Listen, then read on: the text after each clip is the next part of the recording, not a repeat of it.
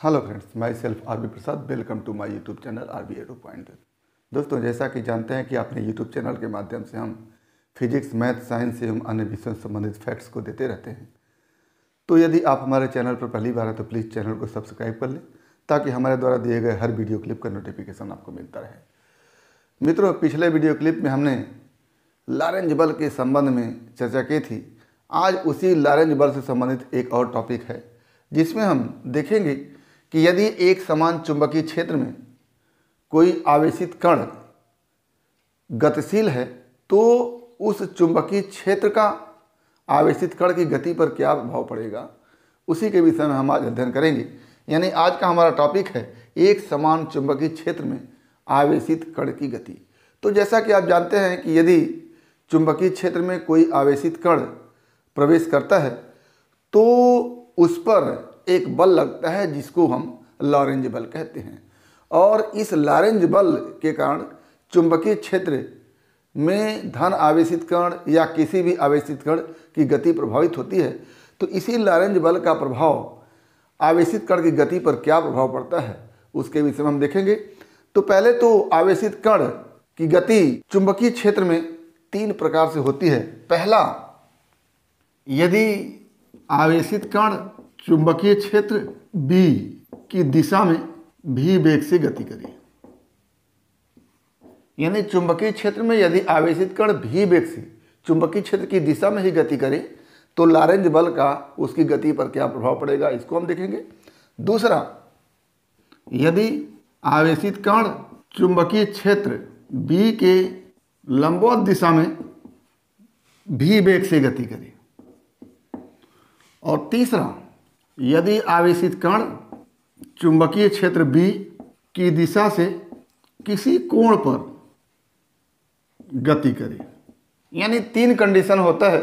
आवेशित कण चुंबकीय क्षेत्र की दिशा में यदि भी वेग से गति करता है तो उसकी गति पर क्या प्रभाव पड़ेगा। दूसरा, आवेशित कण चुंबकीय क्षेत्र की दिशा के लंबवत दिशा में यदि भी वेग से गति करता है तो उसकी गति पर क्या प्रभाव पड़ेगा। और तीसरा, आवेशित कण यदि चुंबकीय क्षेत्र B की दिशा से किसी कोण पर यदि गति करता है तो उसकी गति पर क्या प्रभाव पड़ता है लॉरेंज बल का। आइए हम पहला देखते हैं कि यदि आवेशित कण चुंबकीय क्षेत्र B की दिशा में गति करता है तो आप इसके पहले देख चुके हैं कि यदि चुंबकीय क्षेत्र में भी वेग से कोई आवेशित कण गति करता है तो उस पर लगने वाला लॉरेंज बल F जो होता है वो होता है F = Q × V × B × sin theta. यहाँ पर Q क्या है, आवेशित कण पर आवेश है, V आवेशित कण का वेग है, B चुंबकीय क्षेत्र की तीव्रता है और थीटा V एवं B के बीच का कोण है। तो ऐसी स्थिति में पहला जो कंडीशन है वो ये है कि चुंबकीय क्षेत्र की दिशा में ही V वेग से गति करे, यानी V और B के बीच का कोण 0 हो जाए। तो क्या लिखेंगे, यदि V तथा B एक ही दिशा में हो तो थीटा = क्या हो जाएगा, 0। ऐसी स्थिति में F = क्या होगा, Q × V × B × sin 0 और ये हो जाएगा 0। यानी यदि चुंबकीय क्षेत्र की दिशा में आवेशित कण गति करता है तो उस पर कोई लॉरेंज बल नहीं लगता है। और जब लॉरेंज बल नहीं लगता है तो आवेशित कण जिस वेग से गति करता है और जिस दिशा में गति करता है उसी दिशा में उसी वेग से गति करता रहेगा। तो कहने का आशय यह है कि चुंबकीय क्षेत्र B की दिशा में भी वेग से गति कर रहे आवेशित कण पर लॉरेंज बल का कोई प्रभाव नहीं पड़ता है, यानी उसकी गति प्रभावित नहीं होती है। दूसरा जो हमारा कंडीशन है क्या, कि यदि आवेशित कण चुंबकीय क्षेत्र B के लंबवत दिशा में गति करे तो यहाँ पर ये जो थीटा है वो क्या हो जाएगा, 90 डिग्री हो जाएगा। तो क्या लिखेंगे कि यदि V तथा B एक दूसरे के लंबवत हो तब लॉरेंज बल क्या हो जाएगा, तो लॉरेंज बल F = Q × V × B × sin 90। ऐसी स्थिति में F = क्या आ जाएगा, QV B। यानी यदि आवेशित कण चुंबकीय क्षेत्र B की दिशा के लंबवत दिशा में गतिशील है तो उस पर लॉरेंज बल जो लगेगा वो होगा Q × V × B। तो लारेंज बल का परिमाण तो हमको मालूम हो गया, लेकिन दिशा इस लारेंज बल की क्या होगी उसके विषय में हम 3 नियमों को बताया है। फ्लेमिंग के बाएं हाथ का नियम, दाएं हाथ के हथेली का नियम या मैक्सवेल के स्क्रू का नियम। हर स्थिति में हमने पिछले वीडियो क्लिप में बताया कि जो लारेंज बल की दिशा होती है वो चुंबकीय क्षेत्र B तथा आवेशित कण की गति की दिशा भी दोनों के लंबवत होती है। क्या? अगर यहाँ पर चुंबकीय क्षेत्र इस बोर्ड के लंबवत अंदर की ओर है और मान लेते हैं ये आवेशित कण के वेग की दिशा है, V की दिशा ऊपर की ओर है और चुंबकीय क्षेत्र की दिशा अंदर की ओर है, तो ऐसी स्थिति में हम इन चारों उंगलियों को, दाएं हाथ की हथेली का नियम लगाने जा रहे हैं, चारों उंगलियों को चुंबकीय क्षेत्र की दिशा में और अंगूठे को धन आवेशित कण के वेग की दिशा में करते हैं तो हथेली से जिस दिशा में बल लगता है वही दिशा लारेंज बल की दिशा होती है। तो आइए यहाँ पर देखते हैं, चारों उंगलियों को हमने चुंबकीय क्षेत्र की दिशा में अंदर की ओर लगा दिया और अंगूठे को धन आवेशित कण के वेग की दिशा में लगा दिया, तो हथेली से बल इस दिशा में लगेगा, यानी लारेंज बल की दिशा, ये जो यप की दिशा है इस दिशा में होगी। और यहाँ से हम देख पा रहे हैं कि धन आवेशित कण के गति की दिशा भी के लंबवत लारेंज बल लग रहा है। तो हमको यहाँ पर केवल लेना ये है कि धन आवेशित कण के वेग की दिशा के लंबवत लारेंज बल लग रहा है। तो ये लारेंज बल की दिशा क्या हो जाएगी? लारेंज बल की दिशा कण के, आवेशित कण है, कण के वेग की दिशा के लंबवत। इस फैक्ट्स को आपको ध्यान देना है, इसकी आवश्यकता अभी आपको पड़ेगी। अच्छा, अब आगे हम थोड़ा सा सेंट्रीपिटल फोर्स या फिर अभिकेंद्रीय बल के विषय में चर्चा करते हैं कि अभिकेंद्रीय बल क्या होता है। अभिकेंद्रीय बल वह बल होता है जो किसी गतिमान कण पर उसके वेग के लंबवत दिशा में लगता है और इस अभिकेंद्र बल के कारण कण वृत्ताकार पथ पर गति करता है। यानी अभिकेंद्र बल के कारण कण वृत्ताकार पथ पर गति करता है और इस बल की दिशा कण के वेग की दिशा के लंबवत होता है। यानी अभिकेंद्र बल के कारण कोई भी कण वृत्ताकार पथ पर गति करता है और इस अभिकेंद्र बल की दिशा कण के वेग के दिशा के लंबवत होता है। और यहाँ पर आप क्या लिखे हैं कि लारेंज बल की दिशा कण के वेग की दिशा के लंबवत होता है, अभिकेंद्र बल की दिशा भी वेग की दिशा के लंबवत होता है और लारेंज बल की दिशा भी वेग की दिशा के लंबवत होता है। इसका आशय यह है कि लारेंज बल अभिकेंद्र बल के समान ही है। तो क्या लिखेंगे कि यदि किसी बल की दिशा कण के वेग की दिशा के लंबवत होता है तो यह अभिकेंद्र बल के समान होता है और इस बल के कारण कण वृत्तीय गति करता है। ये एकदम आप मान लीजिए कि यदि किसी कण पर कोई बल उसके वेग के लंबवत दिशा में लगता है तो वो वृत्ताकार पथ पर गति करने लगता है और वो बल अभिकेंद्र बल की भांति व्यवहार करने लगता है। तो जब लारेंज बल अभिकेंद्र बल की भांति व्यवहार करने लगता है और कण वृत्ताकार पथ पर गति करता है तो ऐसी स्थिति में लारेंज बल का मान अभिकेंद्र बल के मान के बराबर हो सकता है। तो क्या लिखेंगे? अतः धन आवेशित कण लारेंज बल जो अब किस बल का काम करेगा? अभिकेंद्र बल का काम करेगा। तो अभिकेंद्र बल के अधीन वृत्ताकार पथ पर गति करेगा। यदि इस पथ की त्रिज्या r हो तो अभिकेंद्र बल बराबर mv²/r, जहाँ m कण का द्रव्यमान है तो ये mv²/r अभिकेंद्र बल होगा। और आप देख लिए हैं कि लारेंज बल ही अभिकेंद्र बल के समान कार्य करता है तो ये अभिकेंद्र बल लारेंज बल के बराबर हो जाएगा। तो क्या होगा? अतः अभिकेंद्र बल mv²/r = लारेंज बल qvb। यहाँ से आप देख लिए हैं कि जब आवेशित कण चुंबकीय क्षेत्र B के लंबवत दिशा में गति करता है तो लैरेंज बल का मान Q इंटू भी इंटू बी हो जाता है। तो यहाँ से हम लिख लिया mv² by R equal to q into भी इंटू बी। यहाँ से हमारे पास इस R के लिए फॉर्मूला बन के आता है R equal to mv upon Q B. ये एक फार्मूला बन के आएगा R equal to mv upon Q B. V से कैंसिल होगा और एक भी बचा रहेगा और R इधर जाके R हो जाएगा और mv अपान क्या हो जाएगा क्यू बी। तो ये R के लिए एक फार्मूला बन के आता है। और आप जानते हैं कि यदि कोई आवेशित कण है और वो भी वेग से गति कर रहा है तो उसकी एक गतिज ऊर्जा होगी, एक काइनेटिक एनर्जी होगी जिसका मान k equal to half mv² होगा। तो आप लिख सकते हैं कि यदि कण की गतिज ऊर्जा k हो तो k बराबर क्या लिख सकते हैं, हाफ mv²। यहाँ से अगर आप v का मान निकाल करके यहाँ पुटअप कर दी तो क्या हो जाता है, v equal to twice k upon m under root में, और इस v का मान हम यहाँ रख देते हैं। तो अब r क्या हो जाएगा, अतः r equal to m into under root 2k upon m upon q into B. और क्या बन के आएगा यहाँ से r इक्वल टू, ये r का एक और फॉर्मूला बन के आता है हमारे सामने, r equal to under root twice k m by q B. अब आगे हम देखते हैं कि पोटेंशियल डिफरेंस के रूप में इसी वृत्तीय पथ के त्रिज्या का फॉर्मूला क्या होता है। तो आवेशित कण है वो चुंबकीय क्षेत्र में गतिमान है भी वेग से। यदि आवेशित कण को वेग देना होता है तो पोटेंशियल डिफरेंस आरोपित करके उसको वेग दिया जाता है।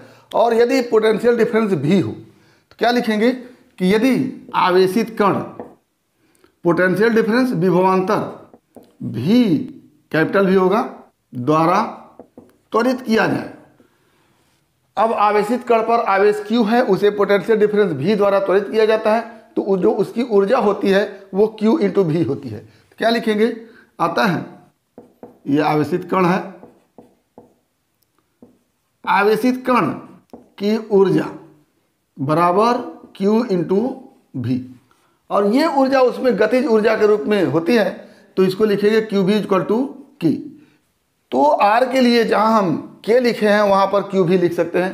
तो R के लिए हमारे पास है R equal to under root twice k M upon Q B, में K की जगह हम क्या लिख सकते हैं, Q भी लिख सकते हैं। तो अब यहाँ से R इक्वल टू क्या हो जाएगा, R equal to under root twice Q into भी into M upon Q B.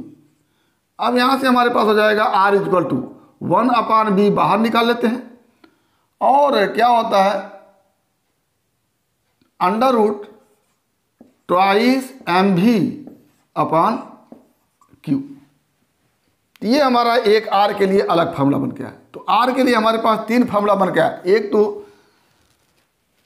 R equal to M v upon Q B, दूसरा R equal to under root 2km by q B, और तीसरा R equal to 1 upon B under root twice M v upon Q. अब यहीं से हम एक और formula निकालेंगे कि इस वृत्ताकार पथ पर गति कर रहे कण का आवर्तकाल क्या होता है। तो आवर्तकाल के लिए फार्मूला क्या लिखेंगे, वृत्तीय गति कर रहे कण का आवर्तकाल कैपिटल T इक्वल टू, आवर्तकाल का मतलब होता है कि वृत्ताकार पथ पर एक चक्कर लगाने में जितना समय लेगा कण, उसी को क्या कहते हैं, आवर्तकाल कहते हैं। तो वृत्ताकार पथ पर एक चक्कर लगाने में जो समय लेगा उस समय को हम निकाल सकते हैं उस पथ की परिधि और बटे वेग, या कह लें कि समय इक्वल टू होता है पथ की लंबाई और बटे वेग। क्या हो जाएगा, वृत्तीय पथ के एक चक्कर की लंबाई बटा इस पूरे के बटा क्या हो जाएगा, वेग। तो यहां से T इक्वल टू हो जाएगा एक चक्कर की लंबाई 2 पाई आर, उसकी परिधि के बराबर। तो क्या लिखेंगे 2 पाई आर, और आर की जगह हम यहां से लिख देते हैं M v upon Q B. क्या हो जाएगा, M v upon Q B अपान भी, और भी से हो जाएगा कैंसिल। क्या हमारे पास आएगा T इक्वल टू 2πm/qb। ये आवर्तकाल t के लिए फॉर्मूला हो गया हमारे पास। अब इस आवर्तकाल का उल्टा जो होता है वो आवृत्ति होता है। आवृत्ति का आशय होता है कि वृत्ताकार पथ पर 1 सेकंड में कितना चक्कर वो लगा लेता है, उसी को क्या कहते हैं, आवृत्ति कहते हैं। और जो क्या होता है, आवर्तकाल का उल्टा होता है। तो क्या लिखेंगे, आवेशित कण की गति की आवृत्ति n इक्वल टू क्या हो जाएगा 1/t, और इसको लिखेंगे आप qb/2πn। ये n इक्वल टू, ये हमारे पास आवृत्ति के लिए फॉर्मूला बन के आता है। तो आवृत्ति हो गया qb/2πm, आवर्तकाल हो गया 2πm/qb, और रेडियस के लिए 3 फॉर्मूला हमारे पास, r equal to mv/qb, r equal to √2km/qb, और r equal to 1/b into √2mv/q। तो ये यदि आवेशित कण चुंबकीय क्षेत्र में उसकी दिशा के लंबवत v वेग से गतिशील होता है तो वो वृत्ताकार पथ पर गति करेगा। और वृत्ताकार पथ पर गति की त्रिज्या के लिए हमने 3 फॉर्मूले का डेरिवेशन किया। आगे हम इसी वृत्ताकार पथ पर गति कर रहे आवेशित कण के आवर्तकाल के लिए फॉर्मूला को देखा, 2πm/qb है, और आवृत्ति के लिए n इक्वल टू qb/2πm है। अब आगे हम देखेंगे कि यदि आवेशित कण चुंबकीय क्षेत्र की दिशा से किसी कोण पर यदि गति करता है तब उसकी गति किस प्रकार की होती है। यदि आवेशित कण चुंबकीय क्षेत्र b की दिशा से किसी कोण, मान लेते हैं थीटा पर v वेग से गति करी, तो अभी हमने देखा कि यदि चुंबकीय क्षेत्र की दिशा के लंबवत यदि कण की गति होती है तो वो वृत्ताकार पथ पर गति करने लगता है। यहां पर हम देख रहे हैं कि ये चुंबकीय क्षेत्र b की दिशा है और इससे थीटा अंश के कोण पर ये आवेशित कण v वेग से गति कर रहा है। तो हम इस वेग का 2 कंपोनेंट निकालते हैं, एक चुंबकीय क्षेत्र की दिशा में और दूसरा चुंबकीय क्षेत्र के लंबवत दिशा में। चुंबकीय क्षेत्र की दिशा में जो कंपोनेंट होगा वो v cos थीटा होगा और उसके लंबवत दिशा में जो कंपोनेंट होगा वो v sin थीटा होगा। अब v sin थीटा चुंबकीय क्षेत्र की दिशा के लंबवत है और इस v sin थीटा के कारण वस्तु पर जो लॉरेंज बल लगेगा वो v sin थीटा के लंबवत दिशा में लगेगा, और v sin थीटा के लंबवत दिशा में लगने के कारण इस वेग की वजह से ये वृत्ताकार पथ पर गति करने लगेगा, और इस v cos थीटा के कारण ये चुंबकीय क्षेत्र की दिशा में आगे बढ़ता रहेगा। तो इस पर 2 वेग काम करते हैं, v cos थीटा जिसके कारण आवेशित कण चुंबकीय क्षेत्र की दिशा में आगे बढ़ेगा, और ये v sin थीटा जो चुंबकीय क्षेत्र की दिशा के लंबवत है, इस v sin थीटा कारण आवेशित कण वृत्तीय पथ पर गति करेगा। अभी आपने देखा कि यदि आवेशित कण की दिशा चुंबकीय क्षेत्र की दिशा के लंबवत होती है तो वो वृत्ताकार पथ पर गति करता है। तो ये v sin थीटा क्या है, चुंबकीय क्षेत्र की दिशा के लंबवत वेग है। तो इस वेग के लंबवत एक लॉरेंज बल लगेगा जिसके कारण ये वृत्ताकार पथ पर गति करेगा। तो क्या लिखेंगे कि इस स्थिति में v के 2 घटक, v cos थीटा b की दिशा में तथा v sin थीटा b के लंबवत दिशा में होगा। और v sin थीटा यदि b के लंबवत दिशा में होगा तो इस v sin थीटा कारण लॉरेंज बल जो लगेगा उस v sin थीटा के लंबवत दिशा में लगेगा और इसके कारण आवेशित कण वृत्ताकार पथ पर गति करेगा। तो क्या लिखेंगे, v sin थीटा के कारण कण वृत्ताकार पथ पर गति करेगा तथा v cos थीटा के कारण इसी वेग से चुंबकीय क्षेत्र की दिशा में आगे बढ़ेगा। यानी इस v sin थीटा के कारण ये इस तरह से वृत्ताकार पथ पर गति करेगा और v cos थीटा कारण ये आगे भी बढ़ेगा। यानी v sin थीटा कारण इस तरह से वृत्ताकार पथ पर गति करते हुए आगे भी बढ़ता जाएगा। तो इसकी गति क्या होगी, ये बिल्कुल इस तरह से कुंडलीनुमा गति, हेलिक्स मॉडल मोशन क्या होगा, इस तरह से ये क्या होगा, इस तरह से ये गति करता जाएगा और आगे बढ़ता जाएगा। तो ऐसी स्थिति में इस आवेशित कण की गति कुंडलीनुमा या हेलिक्स मॉडल हो जाएगी। तो इस स्थिति में कण की गति कुंडलीनुमा हेलिक्स मॉडल होगी, और कुंडलीनुमा गति होगी तो वृत्ताकार पथ पर भी गति करेगा और आगे की तरफ भी बढ़ेगा। तो आगे की तरफ बढ़ने का वेग तो v cos थीटा होगा, और वृत्ताकार पथ पर अगर गति करता है तो उस वृत्ताकार पथ की त्रिज्या r होगी और उसका आवर्तकाल t होगा, उसकी आवृत्ति n होगी।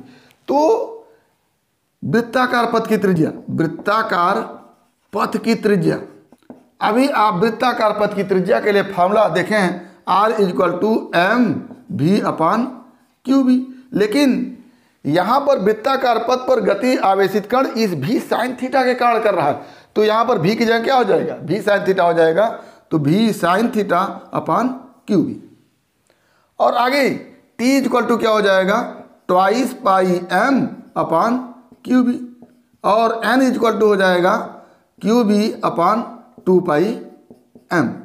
तो इन दोनों फार्मूले में आप देख रहे हैं कि v नहीं है, और v नहीं है तो चाहे v cos थीटा हो, चाहे v sin थीटा हो, चाहे v हो, हर स्थिति में t का मान 2πm/qb होगा और n का मान qb/2πm होगा।